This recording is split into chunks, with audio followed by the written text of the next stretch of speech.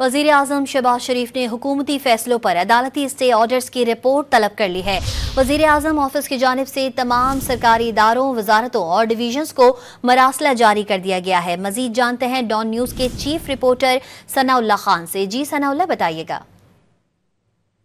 देखिए, ये एक आम सा तासुर है कि जो सरकारी इदारों में कि मुख्तलिफ केसेस होते हैं जिसमें स्टे ऑर्डर ले लिया जाता है मुख्तलिफ अदालतों में, और ये एक अदालत का मामला नहीं है, सुप्रीम कोर्ट है, हाई कोर्ट है, बाकी जो कोर्ट्स हैं उनके हवाले से ये बाकायदा डायरेक्शन है कि उन तमाम की तफसीलात भी फराहम की जाए वज़ीर आज़म को। इसके साथ साथ क्या इक़दाम उठाए हैं इन वजारतों ने और उनके जो लीगल विंग्स है उन्होंने इन स्टे ऑर्डर्स को ख़त्म कराने के लिए, इसमें खासकर जो मुख्तलिफ इदारे हैं जिसमें कंपटीशन कमीशन ऑफ पाकिस्तान है, पेमरा है और इस किस्म के इदारे हैं, टैक्स के जो मामलात हैं SPR के, ये इस किस्म के इदारे हैं जिसमें सैकड़ों नहीं बल्कि हज़ारों केसेस हैं जिन पर स्टे ऑर्डर कई साल चलते हैं, कई माह चलते हैं।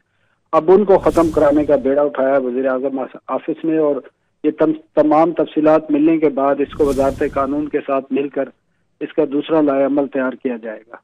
जी सनाउल्लाह खान साहब हमारे साथ मौजूद थे, आपका बहुत शुक्रिया।